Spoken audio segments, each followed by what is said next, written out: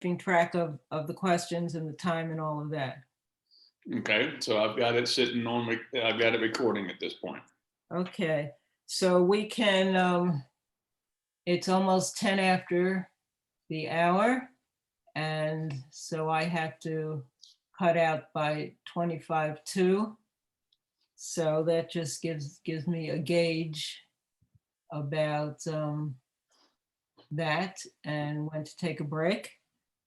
So you could let me know when you're pressing record and we will start. Record has been pressed. Wonderful.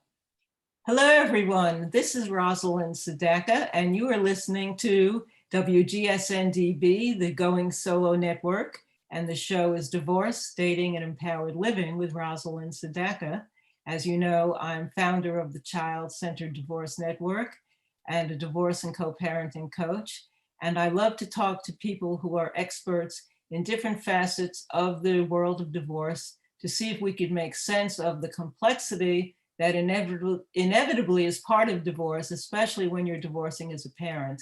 And today I'm very proud to be introducing you to someone who has a wonderful new app that is very helpful in this arena. It's called Split Smart, and he has provided solutions and ways of approaching finding divorce solutions that helps to remove some of the anger and the conflict between parents, which is so important when you're divorcing with children or when you're divorcing in general. So I want to introduce you to Carl Roberts from Split Smart. And Carl, thank you so much for joining us today.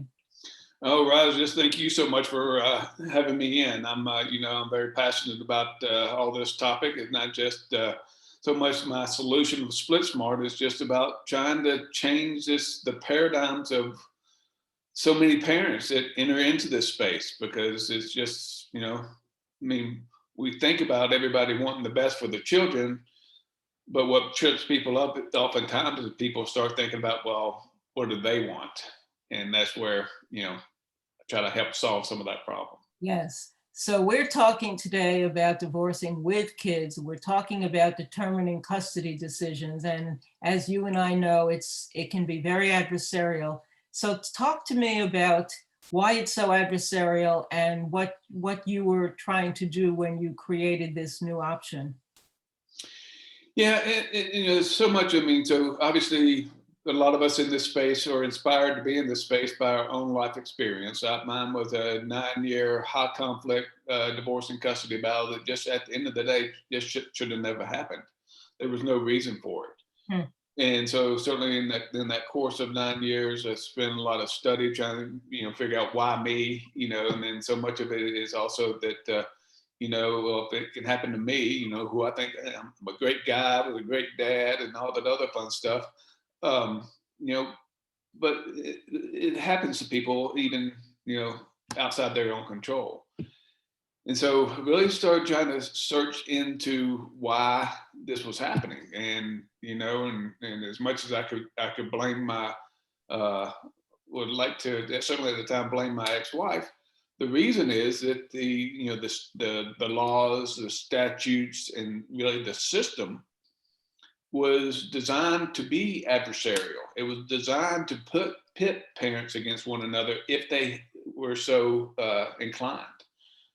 So the system is that, again, this best interest of the child, again, it sounds great, but at the end of the day, it can be just this false banner that people are kind of using to justify why they should have the kids or not.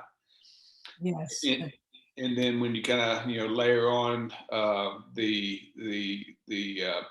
aspects of child support in most states, by counting overnights to determine child support, we're really attaching a financial incentive to custody.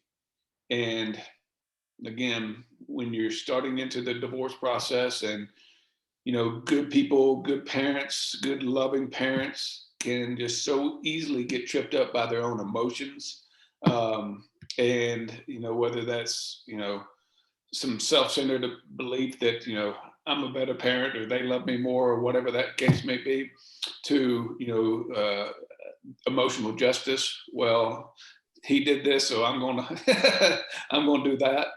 And it's never about being child-centered. It's about self-interest as opposed to child's interest. And children in the middle are just in the middle of that conflict. It's just never in their best interest. It's always about money, control, and or anger or hatred, and that's what our laws or statutes don't recognize.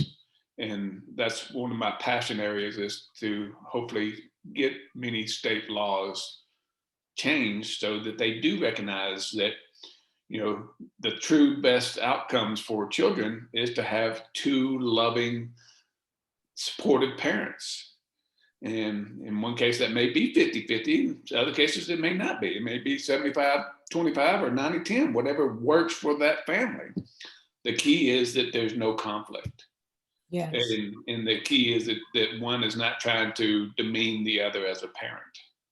Well, you said exactly what the Child Centered Divorce Network has been about for the last 15 years. And that's my passion as well, because the children pay the price when it's handled the way we're seeing it. And that's why I'm always advocating alternatives and other approaches. And when I met you, I was very impressed with the fact that you've thought this through on another level to try to reduce the conflict and try to take the money out of the custody decisions to keep down the heat and to make better decisions on behalf of the children, regardless of what percentage of time either parent is spending with them.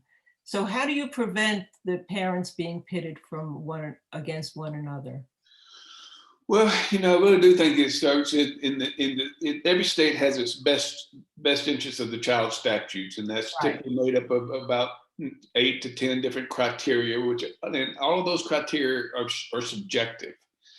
And the subjective criteria, again, they're subjective in my cynicism, because so a lawyer can argue them, so, but if we put the one objective thing that we know in there, it being a rebuttable presumption of equal parenting, that is, to me, that solves a great deal of it. Because by having it in your statutes, it's not saying that everybody needs to come out and everybody needs to agree to a 50-50 parenting plan. But what it does say is this, if you have disagreement about it, it starts to prevent somebody who is just really pursuing money or retribution or control issues or their own self issues, and they're trying to get greater custody for any of those reasons. So by having a rebuttable presumption of equal parenting, just kind of in statutes as a backstop within court, now people need to be able to better justify why they should have greater parenting time at the expense of the other. And the rebuttable presumption just means, again, so the rebuttable presumption is for all fit parents. If they're unfit for safety or addiction or any other half a dozen reasons, they can be shown to be unfit, and so then they may not should be a parent. And but whenever we have the child in the middle as a prize in a pond that we know happens all too often, it really is problematic. So don't we need to do something to take the money out of the equation if we're using this equal parenting, because it's so easy for people to move into starting with equal parenting, but once the money is part of the play, then we both know that counting overnights and the other things that are connected to it just keeps the tug of war going between the two parents, and not designating who is really more qualified to be spending what amount of time. So how do we keep that really clean and clear? Money is the primary motivator in most all of this, right? So whenever there's contested custody, it's money, control, and anger. It's not about what's best for the child. And, while in most states they count the number of overnights to determine child support, and we can understand the logic about how that got there, it just could not be any more abusive or asinine for the child. It puts the child in the middle for that push-pull of conflict. And so in my vernacular, again, there's this pay model of custody and child support, which is what the system's kind of built around. And, in that pay model, really kind of every child in the middle of it is abused to one degree or another through parental alienation or even physical abuse. And it is just this kind of a perpetual model of conflict. But what amicable parents, adult, reasonable, mature, loving parents figure out every day is they figure out more of a provide model. They're not so worried about, counting overnights. They just want something that's convenient, that's adjustable to their own schedule. So, everybody's happy. They don't want to fight about overnights. Mm-hmm. And so they say, so they're not tying child support to overnights. And in that, then they're really you get much more flexible, supportive, and, everything that you want really out of a co-parenting type plan and schedules. And so in that scenario, in that provide scenario, parents just want to be able to share expenses to the best of their abilities. And the more that we put focus on, we kind of distinguish between adult benefit of money and child benefit of money, the better we can avoid the traditional custody and financial conflict. As we focus on the child, I'm much more willing to embrace greater responsibility for my child. I'll spend $1,000 towards my child each month versus, I'll, happily, or I'll kick and scream spending $100 paying the X. Mm-hmm. So it's that one dynamic. And then the other thing is, then a lot of us want, where we have the wherewithal and desire, we want to be able to invest in our child's future beyond sharing expenses. We in their 529s or their first new car, or just spendings and allowance, and just being able to contribute directly to those accounts again heightens the focus on the well-being of the child, takes the focus away from self or the other, and more of a happily ever after type scenario. Yes. So we're basically separating the money that's going to support the child from the money that may be going to support the parent of the child, and cleaning up that distinction so there's less resistance. Is that what you're saying?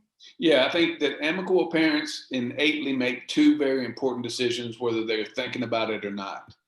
They're separating time and money, or custody and child support, so they can more easily solve both. The second one is that they're distinguishing between adult and child benefit to just avoid that natural conflict that comes with intermingling those two. So, and it's what amicable parents figure out every day. But what Split Smart is just that tool to hopefully help those less than amicable parents, kind of those guardrails kind of help those less than amicable parents stay on that straight and narrow path to a happier ever after, to get the same beneficial outcomes that these amicable people are. Just because they're emotional about it at the time, that shouldn't penalize them from having a happier future. We put some guardrails on there to help people kind of keep that focus on the child. Everybody wins. Peace, love, and equality. Yeah. Makes sense. Well, we're going to take a quick break right now. This is Rosiland Sadecca with Divorce, Dating, and Empowered Living. You're listening to WGSNDB, the Going Solo Network, and we'll be right back. Welcome back, everyone. This is Rosiland Sadecca with Divorce, Dating, and Empowered Living on the WGSNDB Going Solo Network, and we're talking to Carl Roberts, who is the creator and CEO of SplitSmart.com. And we're talking about how to make the divorce equation more equitable and fair, and to eliminate a lot of the unnecessary conflict that has to do with custody, money, and children. And what I believe Carl is saying is that if we change the forms and the questions that we're answering and the approach to answering those questions and do it in a different way, which is what Split Smart is offering, then you reduce the tension right off the top of the bat, and you could make smarter decisions that are in the best welfare for the children. Am I anywhere close on that? Yeah, I mean, instead of fair and equitable, I'd use peaceful and supportive. I mean, those are things that we want in life. I mean, so, life's not always fair and we're not always getting what we want, but we want a peaceful and I mean, we want our children to be able to thrive in the love and support of both parents going forward. And we want for ourselves just that peaceful co-parenting relationship with the other. I mean, even if we don't get along, I mean, again, we want to be able to enjoy those events, school, birthdays, celebrations, and be in the same room without making ourselves or kids or anybody else uncomfortable by being in the same room. And it's so much easier than people know. Just going down the whole custody battle, I don't think there's anything more stupid or abusive in this world than a custody battle. I agree. And the consequences and how long it lasts and the impact it has on the children is just really disgraceful. And you would think that we would have learned after so many decades of divorce done wrong that something needs to be changed. And it's impressive that you dive into it to come up with a different way of approaching parenting plans. So tell us about what's different in your approach. Yeah, so I'm really, this is, I drink a lot of my own Kool-Aid, but I certainly am really, I love what I do from this perspective, because this is really where my heart is. On the kid side of divorce, I just really want to keep kids out of the middle of this conflict. And so there's two pieces of it. There's the parenting plan, and then there's the child support aspect of it. And on the parenting plan, we've got a fairly comprehensive template of the decision-making areas, multiple types of schedules, and about 15 miscellaneous things of what you're probably going to want in your parenting plan type thing, and of which you can always add others. But it's really our approach. We're taking a kind of a line item negotiation approach on each individual item. And by doing that, a fairly reasonable and amicable couple can kind of get through this pretty simply at one easy pass. But it's really built there for that less than amicable couple. And in the line item negotiation approach, each parent for each item is able to make their own proposal or accept or reject the proposal of the other for that particular line item. And underlying that is this premise that a written position softens a verbal stance. When you have a less than amicable couple starting the custody conversation or meeting, their positions are typically driven by emotions. They're not child-centered, they're more punitive in nature. But by having to write down the position, in black and white in the words, we all go through this natural self-reflection or self-check process, because we don't want anybody else to see our words and say, hey, see, he's in this for himself. Mm-hmm. We want the people to look at our words and say, yes, this is about the child. So that natural self-check in there just, again, helps soften that verbal stance more to, child-centric common ground. And, kind of as you go through the process, and when you print it out at any point in time, just kind of as a working document, but where you have agreement, that agreement is listed in the center of the page. But where you don't yet have agreement, then, side by side positions about where you are on that position. So think about a mediator kind of coming into play at that point. Mediator, starts off at the 20-yard line going in versus the opposite end zone of everybody kind of show up, throw up, and blow up type thing. And people can do so much of this on their own, and in the peace and comfort of their own time with the music playing and maybe a glass of wine. They can figure this out in a less passionate way, and get so much more done, so much more easily. So that's what I was going to ask you. So this is something that if the couple is in the right mindset, they could start and do most of it themselves, and then just reach out for extra support on the 2 or 3 issues that may be outstanding, rather than going through an entire process where it has to be done outside of the kitchen, so to speak.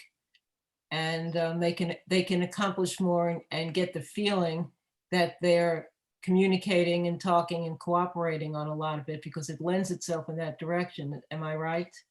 Yeah, absolutely. And again, and even if you're not in that right frame of mind, which a lot of people are not at the time, if they will just kind of start the process, they will quickly kind of gravitate to it. I mean, they'll mellow from their emotional stance, mellow more to it. And then again, I mean, so just by going through the process, they're going to resolve some of that easier stuff really quickly. And even others, they may be able to resolve a lot of the harder stuff. But yeah, you're right. Then at the end of the day, they got these 4 or 5 things that are still outstanding. They need some professional to kind of help them navigate those waters. And boom, I mean, this is so much more efficient, so much less conflict oriented, and people are getting to more child-centric agreements more quickly and more beneficially for everybody involved. So tell us how people can find Split Smart and get an idea of what it's all about.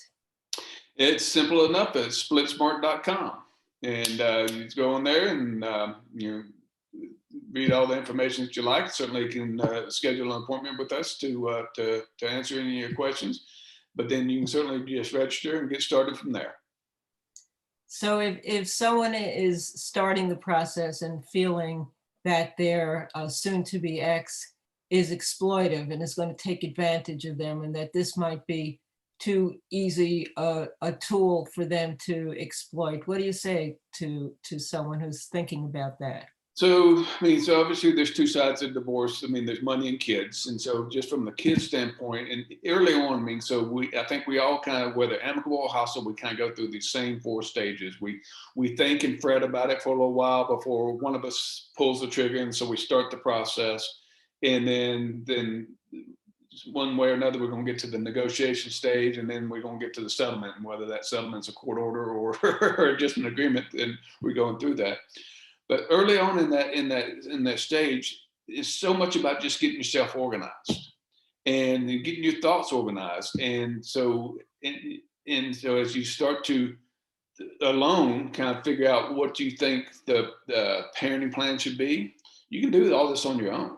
And you start to kind of frame this as to what you may think is best, and just kind of writing some of that down. And then hopefully then when you pull the trigger and you invite the other to join you in the process, again, you've got a great starting point from where you are. And again, back to the money side of that, on the child support of it, again, we're trying to share expenses, child specific expenses, in a way that makes sense for that family. And, and again, allow for investments or savings specific for the child in the way that works best for each individual to be able to do so. And again, if we move away from state guidelines, if we move away from, this belief that we got to have so many overnights to determine the payment, or to have that control or whatever else, I mean, we got to make a choice up front. Do we want peace in our future? And do we want this to be a peaceful process, or is it going to be a fight, and is conflict going to be our outcome? Make that choice that it's going to be peace, then be intentional about the other decisions that you're making under that support that choice. Yeah, that's what I found in my own divorce, that fortunately we made that decision early on, my co-parent and I, that we wanted to do it peacefully on behalf of my son. And that laid the groundwork for making decisions that were definitely focused on him and cooperative. And that's why I ultimately founded the Child Centered Divorce Network, when my son as a young adult came to me and said, "Thank you for doing divorce right," because most of my friends either hate their parents or are very angry at them about the divorce. And I realized that I had some wisdom that I could share with other people to create a child-centered divorce. You have wisdom to share as a result of having a difficult divorce and coming to the conclusion that there can be other ways of approaching this. and you're trying to save people from a lot of stress and aggravation, right? Sometimes save them from themselves. Yes. So what's your biggest takeaway before we have to run off about this conversation? What do you want people to think about when, if they haven't made all those divorce decisions yet, and this is ahead for them? You know, again, it's so much easier. I mean, it's what you want. You want peace in your life. You want your children to feel love and support by both parents, regardless of how angry you may be at the time.